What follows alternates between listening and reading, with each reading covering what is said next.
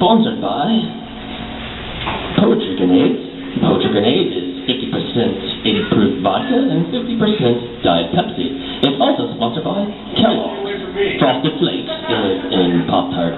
Yeah, alright, so this has been great so far. I'm having a blast and a lot of great readers and everything. So up next, we are going to have, oh my god, did it really hurt?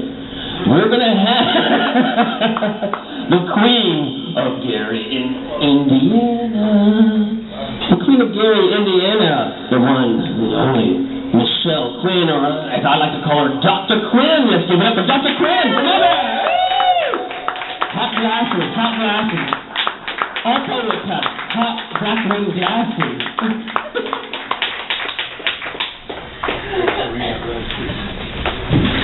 Okay. You look right. Good to see a woman up there. Oh! Ow! Okay.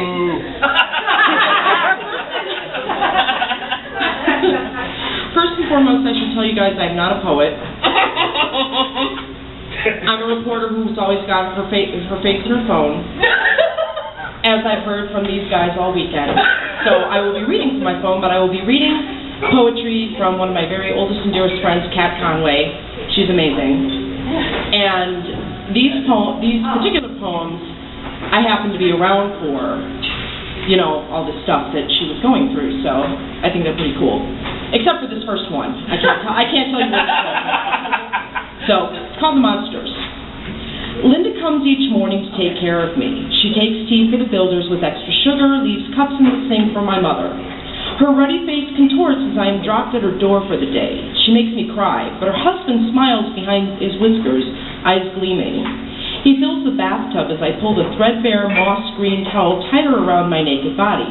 You can't get my hair wet, I chatter. They'll know. They will know. I don't know what that one's about. In poem. Okay. In poem. Okay. Come on. Get with it, Quinn. Sorry. Okay. The next one,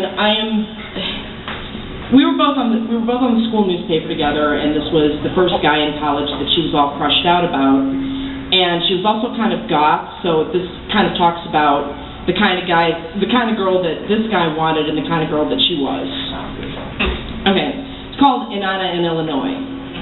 If thou openest not the gate to let me enter, I will break the door, I will wrench the lock, I will smash the doorpost, I will force the doors, I will bring up the dead to eat the living, and the dead will outnumber the living. Ishtar to the gatekeeper of the underworld. That's how it starts off. Okay.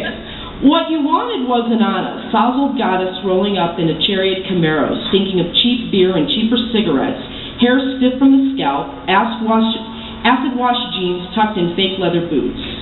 Your Inanna tramps across the state line between the twin rivers of the Calumet, looking for you in strip clubs and dive bars, truck stops and no-tell motels to drag you home, curl up on your bed, stretch her sparkling claws before buoyantly unwrapping the hot pink spandex G-string with your name on the crotch in gold glitter.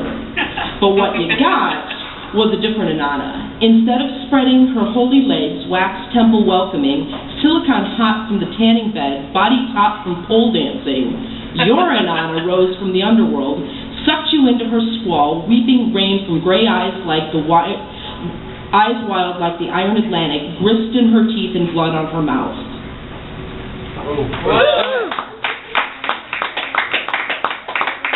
Okay, this was another one of her boyfriends in the newspaper, and I knew both of them, so this one's particularly kind of funny to me. And Tim actually knows the place that we're talking about. Motel Interlude. What if instead of just driving past, sniggering at the lobby's mod decor of dripping electric blue ceiling lights and walls of geometric mirrors, we stopped, paid our $15, handed the cranky receptionist our IDs, and entered one of those dingy rooms of matted carpets and red velour. I'd even make the first move, warm you up with my mouth, purr as you gasp. We could feed quarters into the magic fingers to fuck on the vibrating bed's dirty sheets. And when we were both ready, I'd guide you into me, deflowering one another in a burst of blood, milk, spit, instead of just talking about it.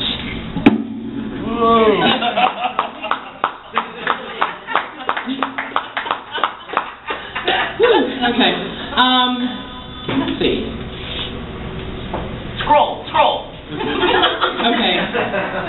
thumb. Work that thumb. Sorry. Okay. The next one is kind of self-explanatory. Orange County. Morning, 10 hours after arrival, light slatted through shades like 80 sunglasses, you unwrapped your package. Was I not what you ordered? Late night at a filling station in Anaheim, trying to hand over gas money you refused, your hand finger picking skiffle on the denim ridges of my knee. Old Tom Waits or New Tom Waits? Old. His blue feet stirs the West Coast air that steeped my lungs. And later in the dark that hid orange peel thighs, go faster stripes ripping across my belly, I bought the observatory, the valley, the Hollywood sign. So surprised it wasn't lit.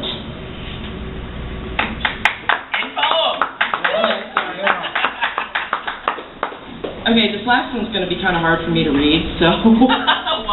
Why? Well, you'll see. I probably won't be able to do this one justice. Femme fatale. Whatever your personal situation, you were raised in a culture that demands girls be nice. Female dominance isn't nice. Fun, yes. Fulfilling, absolutely. But not nice. Lorelei from the Mistress Manual. Her voice quavers as she issues commands, hands shaking as she picks up the spit-slicked cat-o'-nine-tails to snap at the apples of his ass cheek. He snatches the whip, leather burning her fingers, flicking his wrist, mouth slack. No, you're doing it wrong, like this. Her stomach jumps as acid bubbles rise, force her to lurch his spiked champagne. She pushes up from the bed, runs to the dark bathroom where piss rivulets splash the toilet bib, retching gullet burning as the rough snort of cocaine off the kitchen counter rockets through the flat. Breath choked, she scrapes snot ropes from her nose, squints in the shadows as he parks a chair in the hall, cushion farting under his bare skin. You're still my mistress. You're still in control, he says, tongue lolling, rubbery cock bouncing in his palm, bulging eyes glassy like a butchered cow. Ow! There you go.